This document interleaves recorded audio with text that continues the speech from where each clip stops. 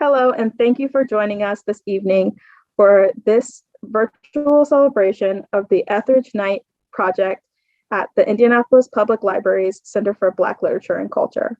My name is Hanako Gavia, Etheridge Knight's great niece, Assistant Director of Butler University's Center for Citizenship and Community, and Project Manager for the Etheridge Knight Community Partnership Initiative. I will serve as your host for this event. We come together to celebrate Etheridge Knight, or Junior, as he was known by family members. Knight was a poet and a seminal figure in the Black arts movement. Although he is often called a prison poet, his poetry transcends categories and has something to offer to everyone. Knight viewed his poetry as part of a living oral tradition with social and political relevance to the communities where he lived and performed.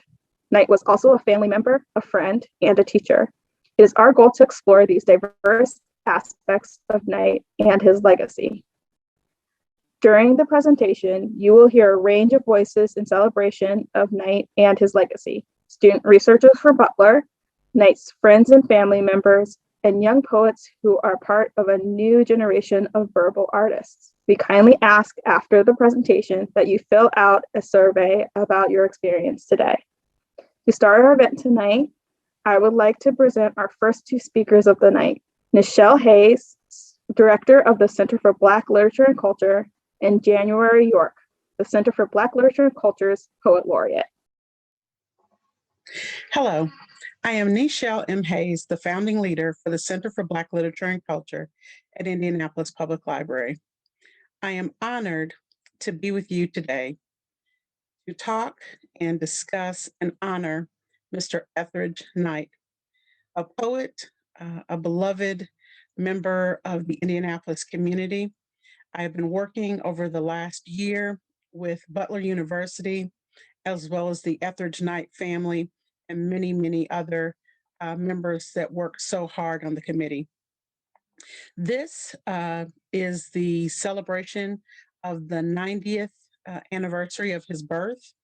And so we're so excited to delve a little bit deeper into who Mr. Etheridge Knight was as a person and as a poet.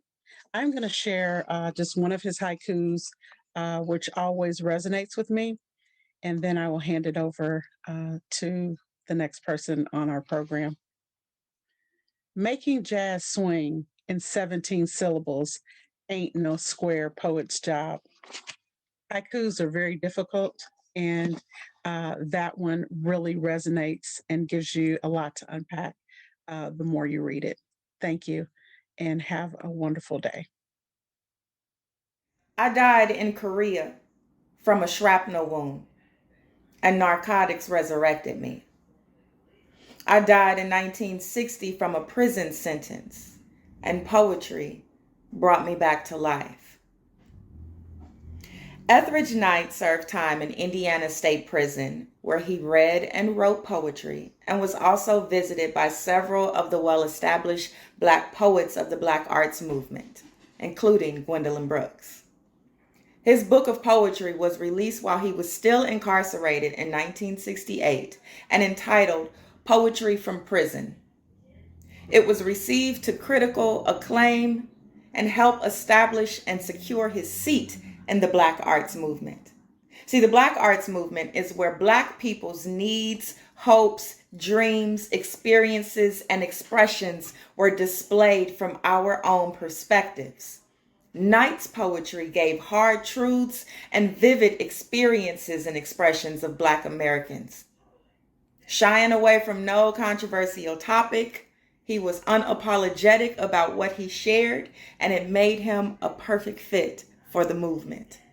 Etheridge Knight's poems spoke about love, racism, racial injustices, drug abuse, and the absurdity of prison, the system, and life being in prison. Etheridge Knight is important not only to the Black arts movement, but to Indianapolis, Indiana as well. In 1990, and shortly before his death, he received his bachelor's degree in American Poetry and Criminal Justice at Marian University, located in Indianapolis, Indiana. One of the best parts about Etheridge Knight's poetry is the rawness of it. It teaches us as readers and as Black people to truly experience what it is that we feel, to embrace what it is that we feel, to confront it, to not be afraid of it, and not be afraid to tell our stories, no matter how raw or rugged or rough they may be. They are our experiences, and they deserve to be told, if for no other reason than to spark change. According to Knight, the Black artist must perceive and conceptualize the collective aspirations and the collective vision of Black people, and through his art form, give back to the people the truth that he has gotten from them. He must sing to them of their own deeds and misdeeds. Gwendolyn Brooks once told Mr. Knight that sometimes his poems can be a little wordy, and perhaps he should try haikus. Haiku poems are 3 lines, 5 syllables at the top, 7 in the middle, and 5 at the end. Mr. Knight accepted the challenge and became well known for some of his haiku poems. It was one of his haiku poems that I was introduced to him through, and it goes, "Making jazz swing in 17 syllables ain't no square poet's job." Mr. Knight quickly realized that you could actually tell a whole story in just a few lines and 17 syllables. Another one of his haikus that is actually pretty perfect for this time that we're in right now. To write a blues song is to regiment riots and pluck Jim from graves. My name is January York, and I am honored and thankful to be here to represent Mr. Knight, Mr. Etheridge Knight, from the Black arts movement, from Black poetry, from Black people, from Indianapolis, Indiana. Thank you. Thank you, Ms. York and Ms. Hayes. This project is the result of a partnership between the Center for Black Literature and Culture and Butler University, with funding from the Council of Independent Colleges Humanities Research for the Public Good project. Butler hired 4 undergraduate student researchers to work with the Etheridge Knight collection that is housed in Butler University Special Collections in Irwin Library. This collection consists of letters and papers that were in Knight's home at the time of his death. 3 of the students explored the archive and selected materials for public presentations based on what they learned through their archival research. Their findings will be displayed later this summer as both physical and digital exhibits in the Center for Black Literature and Culture. The 4th student is leading our effort to create public programs related to the Knight Project. Next, we hear from Chris Strong, one of our Butler student researchers, followed by a video clip of Knight reading his poem, Apology for Apostasy, during a 1985 reading to high school students in Philadelphia. The whole video was donated by the family to the Etheridge Knight Special Collections at Butler University. Good evening and welcome. My name is Chris Strong. I am a 3rd-year creative writing major at Butler University. I am a library page in the Indianapolis Public Library System, and I am one of the student researchers with the Etheridge Knight Junior Project. Before joining the project, I was not familiar with Knight or his work, but I had heard of and read poetry from some of his contemporaries, such as Gwendolyn Brooks and Yusef Komunyakaa. I applied for the project through the English department, and also at the suggestion of my academic advisor, who was Dr. Susan Neville at the time. To me, the project has been a journey into a new method of inquiry, archival research. Before I joined, I did most of my research for papers and presentations online, sometimes with the odd book or a print article to supplement what I was looking for. But on this project, I've read through professional and personal papers, and with the help of the project team, committee members, family, friends, and sometimes even strangers when I would introduce myself, I pulled together some of the pieces for this exhibit. The Etheridge Knight project also introduced me to new ways of thinking, being, and doing, including the idea of community work. As a writer, I do most of my work alone, crafting stories and essays in solitude mostly. But the more I engage with Knight's work, I found that solitary writing is merely a starting point. Knight believed that for any work to have an impact, to have feelings behind it, it must be spoken among the people. So I began to reach out to my people.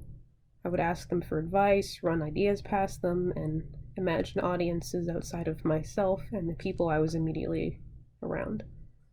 And the more I sought people's input, the more I understood one of the central ideas of Knight's entire body of work, of poeting. To create art for the people, the artist must make and remake art among the people. To be specific, that's everyday people, not just the people who are in your institution or your affinity group. And this, in turn, is an act of being in and being influenced by community. The archival pieces I have gathered hopefully present community poet Etheridge Knight as someone who is shaped and is shaped by poetic communities. I'm constantly amazed by Knight's interchange of these sides of community influence, because I often think about the fluidity of identity and interaction in other contexts. And so, two of the pieces that I felt best demonstrated this reciprocal influence are his poem Apology for Apostasy and his 59th birthday card. Knight wrote the poem Apology for Apostasy for Gwendolyn Brooks, who was also his mentor from the time of his incarceration in the 60s, and his friend throughout his life. The poem responds to a piece of negative critique that asserted that Brooks, a Black woman poet, could not write with enough universality to make audiences forget that she was Black or a woman. And even before I knew the context and inspiration behind the poem, I felt its power. When I started to hear Knight talk about Brooks and explain the poem, I understood that the imagination behind it was the real universality. The speaker's woe and anger, the moments of subversion and humor, and the speaker's demand to be seen are the emotional center, the universality of feelings, as Knight would go on to call it. This universality connects Knight to Brooks in the crafting of the poem and through feelings of frustration that they share, and also connects him and fellow poets, friends, and admirers through the intensity and love of making up poems that he would continue to do across all of his work. That intensity also connected Knight with a plethora of poets, writers, and artists communities all around the universality of feelings, even if they didn't work in the same medium. People would relate to the emotions he expressed in his poetry, whether intimately, because they experienced something similar, or viscerally, like a gut reaction, as I did when I first read Apology for Apostasy. The people around Knight connected with him in the poetic word, but they were also friends with Knight, and they were acquaintances. Yusef Komanyaka and Dita Galloway were among many of the poet friends who gave Knight this 59th birthday card. At first, I was touched because of the amount of signatures and the well wishes, and because I knew Knight was very sick at this point in his life from cancer. But as I kept looking closer, I discovered not only prominent poets, but several intersections of Knight's identities reflected in the names that are signed on this card. Here was Knight the veteran, Knight the Black arts poet, the Free People's Poetry Workshop creator participant, the somewhat itinerant poet. These identities map onto communities that Knight inhabited because they also reveal experiences he had in common with the people who signed the card. And in tracing these connections, I once more saw Knight, the community poet. He would share his voice among these groups of people, and in turn, they showed him care and wishes of luck, love, and life in return. The poem and the birthday card are only two of the many pieces that I hope will reveal the many selves of Etheridge Knight. I think that it's easy, sometimes too easy, to describe him only as, say, a prison poet or a Black Arts Movement poet. But to only describe him with those two identities is to limit him, to restrict his voice. I hope, instead, that the pieces that I have selected will help his voice to ring fuller and truer, to sing of Etheridge Knight from the belly. Thank you.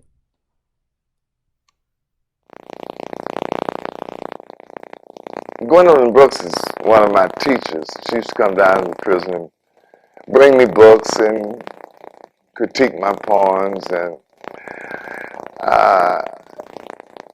during the early 60s, when black poets were beginning to be heard around the country, a great hue and cry went up all across academia.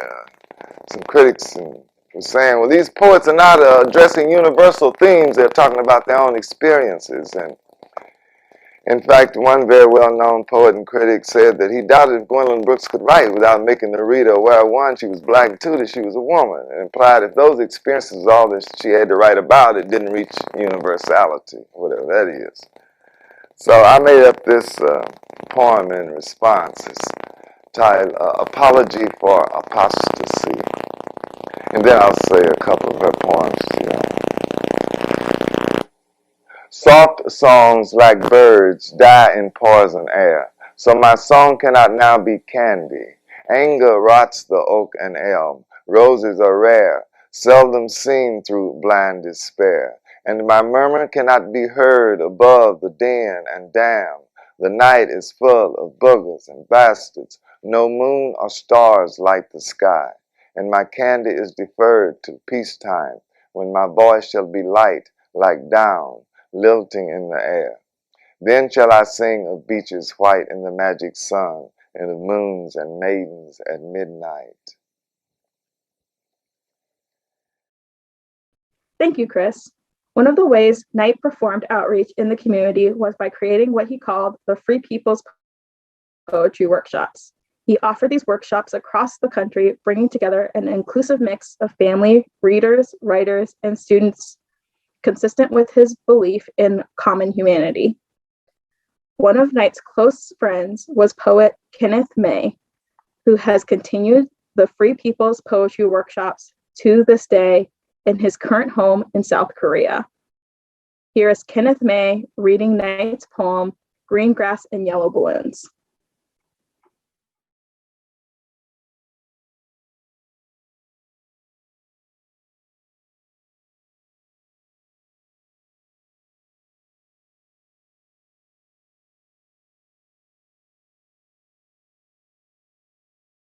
This is a poem of Etheridge's written in Connecticut in 1971. It is dedicated to a young girl by the name of Alexandria Keller, a poet at 4.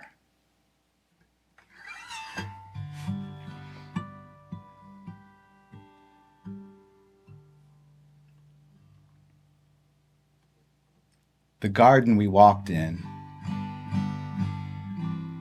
was dead, dying,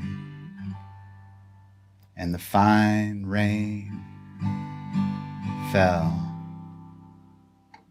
You held my hand, fine rain falling, cold wind blowing, rain through your hair. Dead world dying, reborn by your words, warm and soft and brown like your eyes. Etheridge, you said, I've composed a poem for you. Green grass and yellow balloons you sang of, floating in the sky, and sadness too. Softly you sang your song, your words warming me, and the sea rising higher in me. And I thought of E. E. Cummings and mud puddles, and colored marbles, and what the fuck was I doing in this New England state? And then your eyes seemed sadder to me, and the sea rose higher in me, and your song sent me spinning, and suddenly I was 4 and you were 40, and we were one, and the fine rain fell harder and harder and harder till we came to the white fence that separated us from the river. So soon do yellow balloons burst. Demons stalk this land that smash people or poets, whether 4 or 40.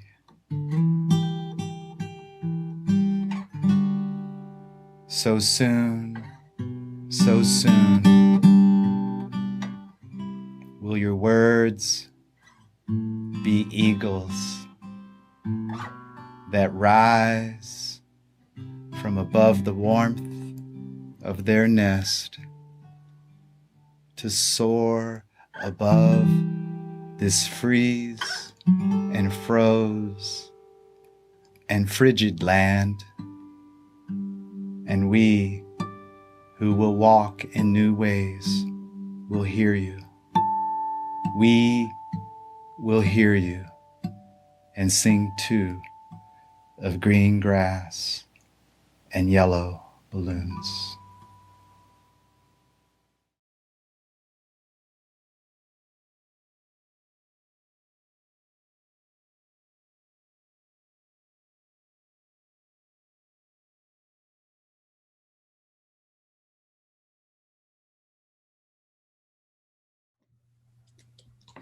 Thank you, Kenneth.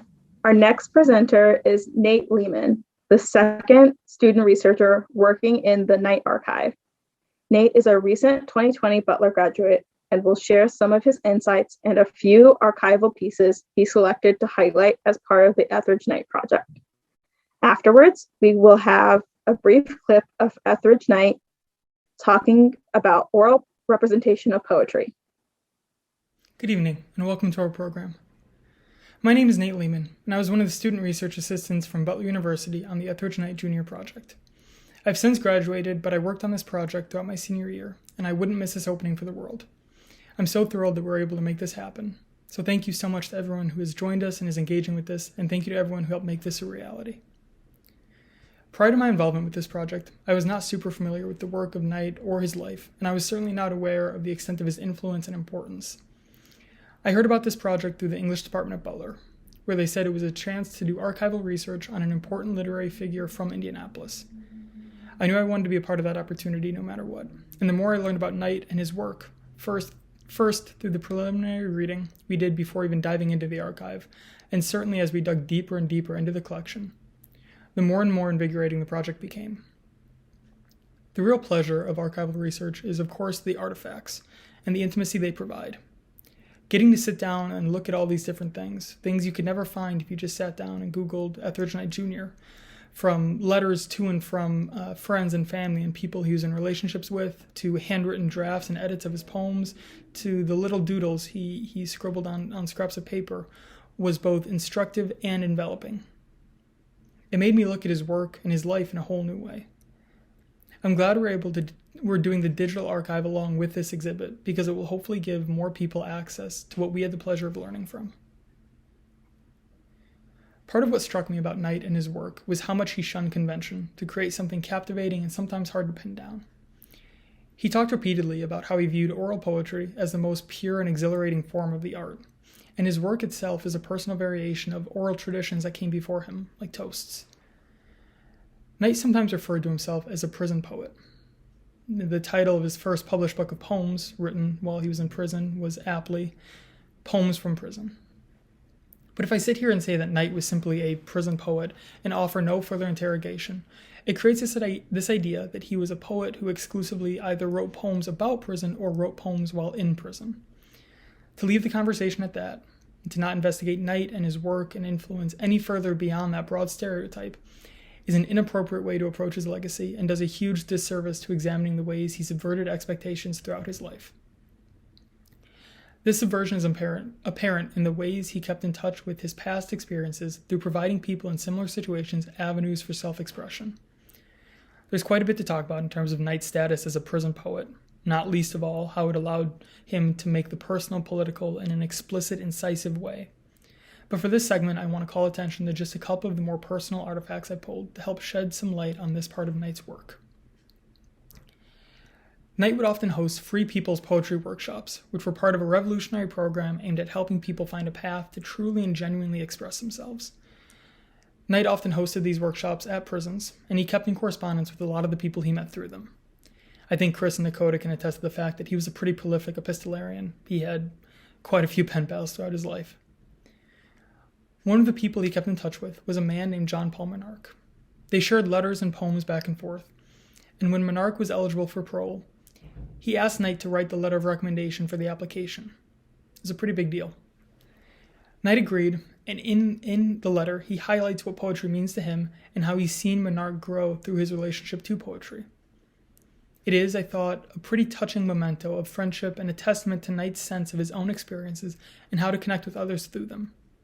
To quote the letter he submitted to the parole board, "I am writing this letter on behalf of John Paul as a friend and as a colleague, in that we are both poets. I am also a colleague of his on another deeper level. We are both prison poets." Knight's experience in and with prisons is pretty indelible to his story. He returns to the theme often in his work, and throughout his life, he oscillated in and out of the system. But that was never the full story. In his work, prisons are often discussed in a way that highlights their inhumanity, their cruelty, the ways in which they deprive people of their spirits and of even the smallest joys. Knight used his experiences to bond with people who were in similar situations, to fight against that crushing totality and brutality, to stand in solidarity, and to find hope and companionship in places where it is often scarce. Part of what appealed to Knight about the oral art of poetry was how it allowed for performance, to connect with others that were listening and to build off that shared energy and experience. This philosophy underlined his approach to working with people who were incarcerated for the rest of his life. He used poetry as a means to connect, and he drew upon his own experiences to form bonds with people he otherwise had no connection to. To again quote the letter of recommendation, "I personally am convinced it was poetry, and my defining myself as a poet, that caused me to change, to live in a non-criminal way, and to relate to myself and others in a non-destructive manner." As part of our collection, we have an actual copy of this letter of recommendation, as well as multiple pieces of correspondence between him and Monarch. These days, Knight is not as well known a poet as he certainly deserves to be, especially knowing how many of our current literary titans, people like Terrence Hayes and Gwendolyn Brooks, have an intimate relationship to Knight and or his work. I hope that our exhibit helps remind people of a local figure who is a transformative presence and an astonishing writer. I hope we get the chance to talk and answer some questions. And again, thank you so much to everyone for being here. It's going to be a great program. This is a fun. Let me tell y'all something that where I come from in poetry, and I'll run this past you right quick. And I always start my argument off that there were poets before there were printing presses, right? Therefore, poetry is primarily an oral utterance, that the written word is an extension of the spoken word. They're not two separate entities. And because sometimes I'm defined by a lot of people as being a writer. A writer, yes, but I mean, one can be a poet without being a writer. Do you see what I'm saying? So that the saying of the poem, the making up of the poem is for the ear rather than for the eye. And in fact, the writing of the poem is maybe 20% of the creative process. You start the creating of the poem long before the act of writing goes on. Do you know what I'm saying? And when you're making up the poem, you're making it up to say, just as the same as you would make up a song. In fact, the lyrics to songs are poems. They're made up to be said aloud. I thought I'd run that past you. It's not the same thing as a term paper. Do you know what I mean? It's a verbal thing. Now back to the pentateuch. Thank you, Nate. The next two presenters we have are part of my family. Please note that the following poems contain mature language and themes. First, Etheridge Knight's nephew, Pastor Floyd Knight Jr., reads Last Words by Slick. And then we have Knight's great niece and my sister, Hanako Gavia, reading her own original piece. My name is Floyd Knight. I'm the nephew of Etheridge Knight through his brother, Floyd Knight Sr. I'm Junior, Little Junior. He was always known as Big Junior in the family. I'm going to read the poem Last Word by Slick. If you know my uncle, you know that he had a substance abuse problem all his life. Some people considered him anti-religious. He wasn't anti-religious. He had good friends like Gerald Cunningham and Graylin Hagler. We often tried to get him into a rehab as some of his accountability partners. We got a lot of stories to tell about that. But as far as I know, he never completed the 12 Steps program. He would have found out that people can be forgiven, that he can be forgiven. He would have been surprised by those who would have forgiven him. He would have been surprised after going through the steps of making amends, how he would have felt free. So I'm reading this poem because it reflects some of what I think he felt because of the hypocrisy in the church and the mean-spirited Christians. But more than that, it's because he grew up in the church. His mother was very, very, very religious and caring, and he knew what the scripture said, but only half of it.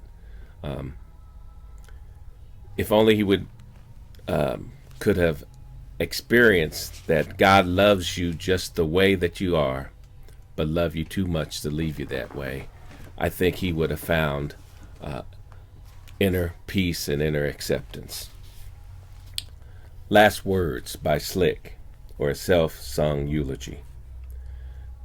Now when I die, don't you bury me on no lone prairie, and don't put me in no plain pine box, 'cause I left plenty cold cash, and throw my cold butt in the deep blue sea.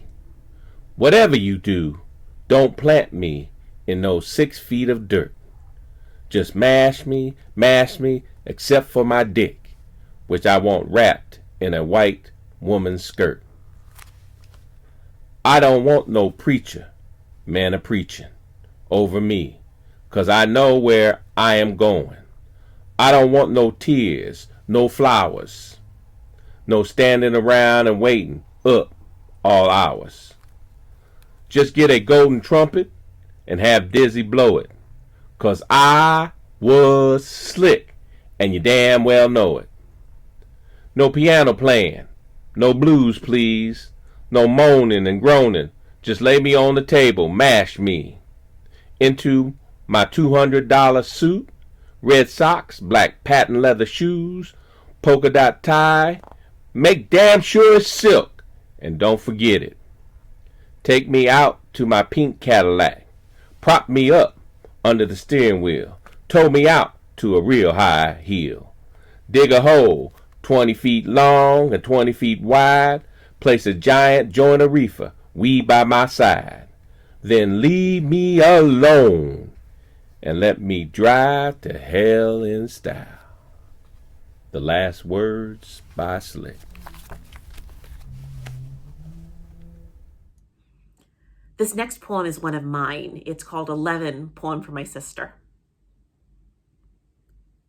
I know you are reading this poem and wondering if it is really about you, or if you're so vain you think this poem is about you. I know you are reading this poem exhausted from work, weary from sleep, heartbroken from loving someone who doesn't deserve it, wondering when the spin cycle will stop making you so dizzy, and neither knowing nor understanding your own beauty, my sister. I know you are reading this poem from beneath a papier-mâché smile molded from somebody else's form of happiness, or perhaps from your own long ago, but that doesn't fit you anymore, or never did. I know you are reading this poem only because your thoughts lie in the way of something more important, that you reached this page by accident, would never have come here on your own, and are at the edge of your sanity, at the edge of sleep, at the edge of straightening your hair, or slenderizing your nose, or hurling up your food, or breaking down and forgetting why you need to be here. I know you are reading this poem and wondering when the world will let you go, when you can float off into the atmosphere, when you can crumble or breathe or weep. I know you are reading this poem and wondering if it is really about you, or if it's really about me, or if it's really about us both. I know you know the answer. Thank you, Uncle Floyd and Miyako, for representing the family.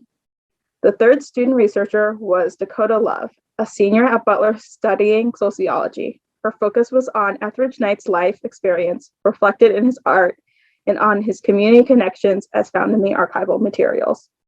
Unfortunately, Dakota cannot join us tonight. Scholar Ijakboro, the fourth Butler student researcher, is the project's community engagement lead. Here, she will be talking about ways we are engaging community members in some events we have planned for the project. Hello, and I hope you're enjoying the show so far. My name is Scholar Jagbro. I'm a junior who's attending Butler University currently. I'm a dance performance major with an international relations major and a mathematics minor. I'm one of the student researchers in the Etheridge Knight Junior Project. I've had the wonderful opportunity to be a part of this project just a couple months ago and has really changed and broadened my perspective. At first, I didn't really know who Etheridge Knight was, other than that he was a Black poet, but I'd never read one of his poems, to be honest. I just had heard of his name. However, just working on this project for a couple months, I've grown to learn who and how Etheridge Knight was. Etheridge Knight was able to overcome outside and inside struggles throughout his life. In addition, I also found that Etheridge Knight was able to build community around himself. His poems are what brought people together and made them stay together. Just having the wonderful opportunity to talk to all the different people that Etheridge Knight was able to bring and inspire has made me see how a singular person has impacted their lives so much in a positive way. The Etheridge Knight Project means to me a way to keep Etheridge Knight's name alive and relevant in today's world. I personally feel that Etheridge Knight is very relevant in today's world. We are in a time where Black people are using their voices to stop being silenced. Our words are more powerful than never before. Etheridge Knight uses his words to empower others and educate others on what it's like to be a Black man in America. As we can see just last year how the Black community and people in general hunger for change. And I feel that Etheridge Knight speaks that change. This project is to shed light into his work and use his work as a way to empower others. My focus on this project is community engagement. I was hired just 4 months ago to come up with ways to get this information out that my peers have discovered. With the help of Dakota Love, who sadly is unable to join us tonight, we would come up with ways to help bring the community together. The first thing I wanted to do was take a digital approach. especially since we are at a time where we're unable to do things physically or in person due to COVID-19. My first idea would be to create a digital archive that represents the Free People Poetry Workshop through using social media platforms such as Facebook and IG. And this is where I would create the EK Free People's Be IG and Facebook account, where writers of all ages, race, and gender could submit a poem to our social media platform by just going through our submission process. Basically, the writers could submit a video of themselves reading their poems/short stories or audio recording. They even can just submit pictures of their poems too. I would then feature them on our social media platform where they would get recognized for the beautiful work they have created. The end goal of this is to have a huge collection of different poems where anyone can visit and read them at any time of the day. And we would have these forever. These videos, these audio recordings of people reading their poems forever because it's digitally, which means we could keep spreading Etheridge Knight's name and the Free People's Workshop's name, just going forever and ever. It also would bring the community together because we're working together to bring these stories to the social media platform. In addition to that, we're also focusing on getting Etheridge Knight's name to our younger generation of kids, such as creating a contest that was related to Etheridge Knight for the Indy public high schoolers to submit a poem that's inspired by Etheridge Knight. This contest helps the younger generation know who he is, and they can keep his legacy continuing. Furthermore, we have created events such as Poetry Night to help bring community members and Butler students together to share their work and learn something new about Etheridge Knight or the Free People Poetry Workshop. I actually have had the wonderful opportunity to host our very first Poetry Night just a couple weeks ago, where we had a bunch of Butler students come together with a special guest, Kenneth May. They would all share their beautiful works and poems and have a discussion together. But the thing, it wasn't just a Poetry Night. It was a Poetry Night to honor Etheridge and educate the students on who he was and how these events that we're doing right now is inspired by him because he did those events. The future of this project excites me because we're planning on making so many events that brings everyone together, such as making a virtual celebration of Etheridge Knight's life an annual thing, like this, an annual thing. Having a bunch of community members gathering together to celebrate his life every year kind of sounds like an amazing thing to me. We're coming together every year for one special person. In addition to that, we're planning on creating more contests for students to know who he is. We're planning on creating kids workshops, community member workshops to keep the essence of the Free People's Poetry Workshop alive. We want to connect with more community partners to see ways we can bring his name all over the Indy community, not just Butler University, but all over the Indy community and maybe even further. My goal for this project is to help spread Etheridge Knight's name all over the Indy community and use his words and voice to help inspire and motivate others, because he's definitely inspired me. Thank you so much for listening to me tonight, and I hope you enjoy the rest of the show. Have a good night. Thank you, Scholar. Knight influenced not only his contemporaries, but also the next generation of writers. He often spoke at high schools about poetry and his own experience, and his poems still have the power to speak to and inspire young people today, as our community partners can attest. Up next, we have 3 young writers that are helping to fulfill Knight's legacy. First, we have Dayliana Jones, a member of Voices Corps and a Power and Promise leader in Marion County, reading Knight's poem, The Idea of Ancestry. Next, Sarah Cunningham, our current Indianapolis Youth Poet Laureate, will perform her own original work, Black Excellence. And finally, Alyssa Gaines, Indy's inaugural Youth Poet Laureate, will perform her own original piece, Lágrimas Negras. The Idea of Ancestry by Etheridge Knight. Taped to the wall of my cell are 47 pictures, 47 Black faces. My father, mother, grandmother, one dead, grandfathers, both dead, brothers, sisters, uncles, aunts, cousins, first and second, nieces and nephews. They stare across the space at me sprawling on my bunk. I know their dark eyes, they know mine. I know their style, they know mine. I am all of them, they are all of me. They are farmers, I am a thief. I am me, they are thee. I have at one time or another been in love with my mother. One grandmother, 2 sisters, 2 aunts. One went to the asylum. And 5 cousins. I am now in love with a 7-year-old niece. She sends me letters in a large block print, and her picture is the only one that smiles at me. I have the same name as one grandfather, 3 cousins, 3 nephews, and 1 uncle. The uncle disappeared when he was 15, just took off and caught a fright, they say. He's discussed each year when the family has a reunion. He causes uneasiness in the clan. He is an empty space. My father's mother, who is 93, who keeps the family Bible with everybody's birthdays and death dates in it, always mentions him. There is no place in her Bible for whereabouts unknown. Hello everyone, my name is Sarah Cunningham and I will be performing a piece titled Black Excellence. Black Excellence, not a hashtag but a mindset. We have and continue to overcome every obstacle thrown our way. So often we are disregarded and discredited. Don't seek validation from the white man because you won't be getting it. Everything we have built from the ground up, blood, sweat, and tears used to secure a foundation. When I think of Black excellence, I think of Black Wall Street. Built with bare hands, we created our version of the American dream. Creative minds becoming unified to bring together the Black community, flourishing and thriving with well-deserved prosperity. The fruits of our efforts and labors have finally ripened. To this very day, Black excellence continues to heighten.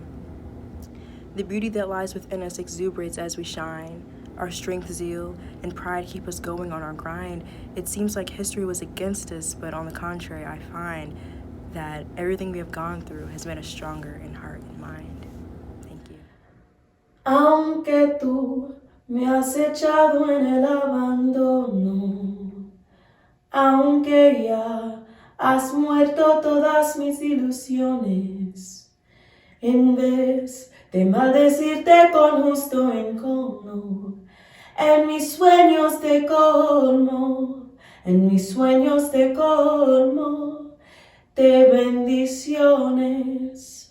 An old Cuban bolero plays over the radio in my kitchen. I'm making empanadas de carne and agua de sandía barefoot. Last night, I heard the news of Breonna Taylor, a Black woman murdered in her sleep by killers who recently vacationed in Florida, paid for the flight with a state salary. I was too hurt to cry, but this is not about hurt. Committed myself to rest and healing for her in my kitchen. My hands follow the path of Black hands before me. My feet naked on a floor of dough flakes and watermelon water. I take a Cuban communion of empanadas and jugo in this kitchen in honor of every Black girl who wrote recipes on water. This bread be her body and this agua de sandía her sangre. I pray before I eat for forgiveness. I pray this time to a goddess past Florida. I know that this goddess is the water. Sufro la inmensa pena de tu extravío. Siento el dolor profundo de tu partida. Y lloro sin que sepas que el llanto mío tiene lágrimas negras. Tiene lágrimas negras como mi vida.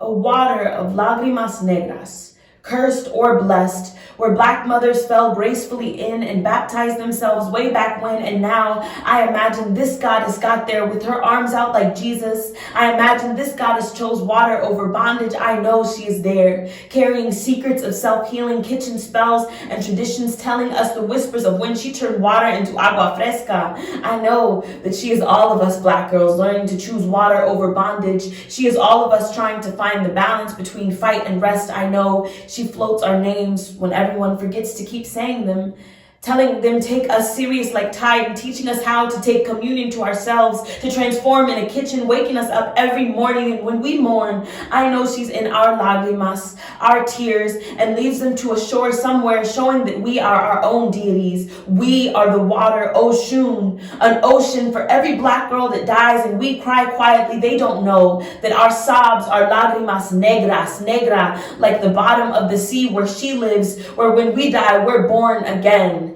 to be washed in our own water, and we are finally safe. Contigo me voy, mi negra, aunque me cueste morir.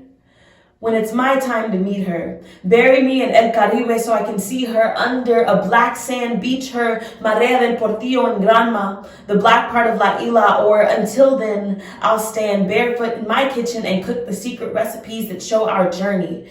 Recipes maybe another negra cooked one day. Listen to beautiful Black boleros, break bread and heal my body, take communion con agua de sandia that tastes like heaven far from here. Thank you, Deliana, Sarah, and Alyssa for sharing with us. We appreciate everyone joining us tonight and celebrating the life and legacy of Etheridge Knight. If you would like more information or would like to continue following the Etheridge Knight Project, please message or follow us on Facebook or Instagram at EK Free Peoples B, and please remember to fill out the survey. To end this lovely evening, here's another clip of Etheridge Knight talking about what the purpose of art is to him. Have a lovely night, and we hope you continue to support the Etheridge Knight Project. Before I go, I would like to thank all of our speakers and the members of the Butler Working and Advisory Committees. Special thanks to the Indianapolis Public Library, the Center for Black Literature and Culture, and the Council of Independent Colleges. Thank you and have a good night. Do you feel that as a poet you have to prove anything to yourself to keep your self-respect, or just prove anything to yourself, period? The term "prove" is what's bothering me.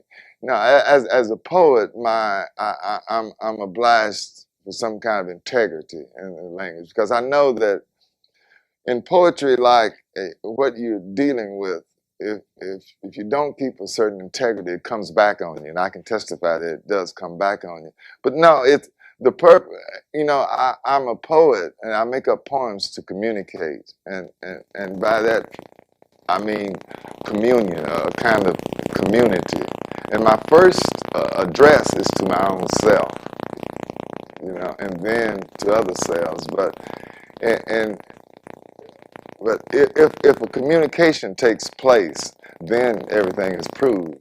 Do you know what I'm saying? I as a poet, my poems are either achieve a kind of communication, a coming together, and when that happens, you know, then it's good. And if it doesn't happen, you know, then the poem ain't no good. You know, but my first address is to myself, and we all need, you know, validation. You know, ideally, there are two authorities that we operate on: our inner authority and the outer authorities. Mama and daddy, teacher, judge, law, Bible. You know what I mean? Those authorities. Now, ideally, the outer authorities are supposed to validate or affirm the inner authority. You know, being born a black boy 56 years ago, you know, like any other child, I grew up thinking that I was good. You know, and then suddenly, at 4 or 5 years old, I began to see signs. I couldn't go here because I was black. So I'll come to the conclusion, either I was bad because I was black, or I was black because I was bad. Just say so that. But no, as a poet, it's not a matter of proving as much as it is an attempt to communicate. I mean, there's no other reason to make up poems or to make up any art than to establish, for community, really a communion. Hello, everyone. My name is Floyd Knight Jr. I'm the nephew of Etheridge Knight. I will be reading from the Essential Etheridge Knight book, and the particular poem is Elu, the Talking Drum. The deadness was threatening us. 15 Nigerians and 1 Mississippi nigger. It hung heavily like stones around our necks, pulling us down to the ground, black arms and legs outflung on the wide green lawn of the big white house. The deadness was threatening us. The day was dying with the sun, the stillness, unlike the sweet silence after love making or the pulsating quietness of a summer night. The stillness was skinny and brittle and wrinkled by the precise people sitting on the wide white porch of the big white house. The darkness was threatening us, menacing. We twisted, turned, shifted positions, picked our noses, stared at our bare toes, hissed air through our teeth. Then Tunji, green robes flowing as he rose, strapped on Elu, the talking drum, and began ka-doom, ka-doom, doom, ka-doom, ka-doom, doom, doom, ka-doom, ka-doom, doom, ka-doom, ka-doom, doom, doom, ka-doom, ka-doom, doom, ka-doom, ka-doom, doom, doom. The heart beats, the heart beats slow, the heart beats slowly, the blood flows slowly, the blood